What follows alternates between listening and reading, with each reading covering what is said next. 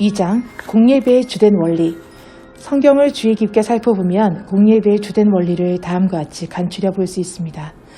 첫째, 참된 예배는 합당한 예배의 대상에게만 드리는 예배입니다.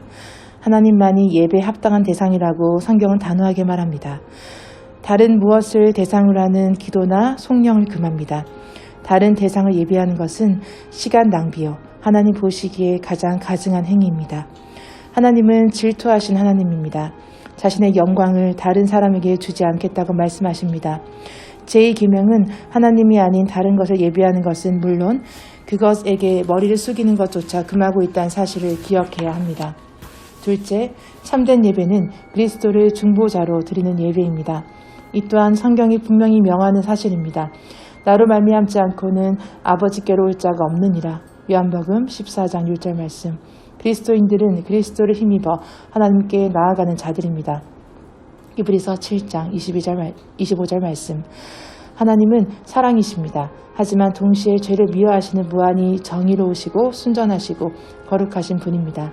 하나님이 친히 세우신 중보자의 그분이 이루신 대속과 상관없이 하나님께로 나아가겠다 하는 사람의 예배는 받지 않으십니다. 셋째, 참된 예배는 온전히 성경의 제어를 받는 예배입니다. 신약 성경에는 예배에 대한 직접적인 지침이 없습니다. 따라서 교회가 예배를 준비하고 드리는데 어느 정도 자유를 누릴 수 있습니다. 하지만 국교회의 39개 신조에서 밝히는 것처럼 기록된 하나님의 말씀에 배치되는 그 무엇도 행해서는 안 됩니다. 성경은 이런 유대인들에 대해 사람의 계명으로 교훈을 삼아 가르치니 나를 헛되이 경배한도다 라고 했습니다. 마태복음 15장 9절 말씀. 그러므로 사람이 정한 규례를 예수님이 친히 정하신 것만큼이 얼마나 중요하고 양심에 대한 구속력이 있다고 말하는 사람은 주제 넘은 말을 하고 있는 것입니다.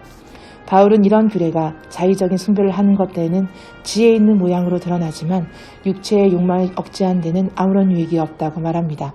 골로새서 2장 23절 말씀. 넷째, 참된 예배는 지각을 가지고 드리는 예배입니다. 예배자는 지금 자신이 하고 있는 행위에 대해 정확히 인지하면서 예배를 드려야 합니다.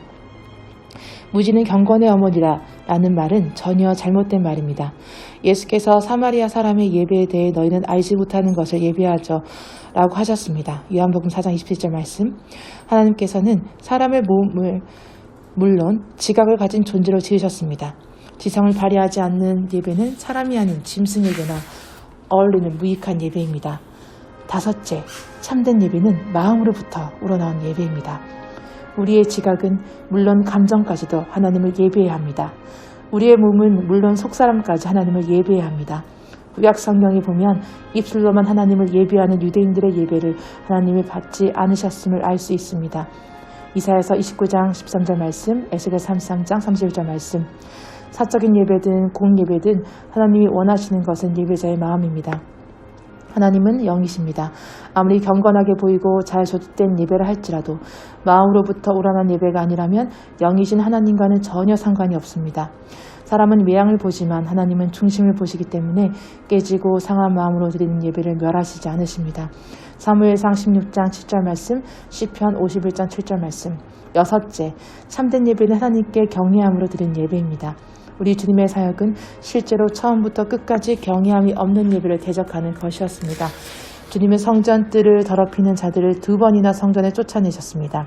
교회당에서 예배를 드린다 하면서 하나님은 아랑곳하지 않고 수시로 사강을 두리번거리고 귓속말을 주고받고 계속해서 무엇을 만지작거리는 사람들은 예수님 당시 성전 뜰에서 쫓겨난 자들과 다를 바가 없습니다. 몸만 와 있는 예배는 아무 의미가 없는 예배입니다. 우리가 하나님께 나아갈 때 갖추어야 할 합당하고 바른 예배 방식이 있습니다. 하나님을 예배하는 것이 소중한 만큼 합당하고 바르게 예배를 드리는 것이 중요합니다. 그러므로 우리가 흔들리지 않는 나라를 받았은즉 은혜를 받자. 이로 말미암아 경건함과 두려움으로 하나님을 기쁘시게 섬길지니 또는 감사하자. 우리 하나님은 소멸하는 불이시입니다. 이브리서 12장 28절에서 29절 말씀. 이 원리들에 따르면 오늘날 우리 교회 안에 무익하게 하나님을 예배하는 사람들이 얼마나 많은지 모릅니다.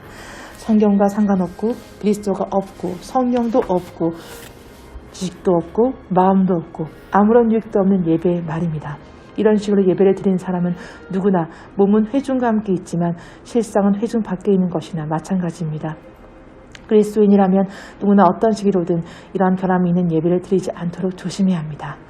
하나님은 참되고 바른 예배를 원하십니다. 무익한 예배를 길게 자주 드리는 것은 전혀 원치 않으십니다.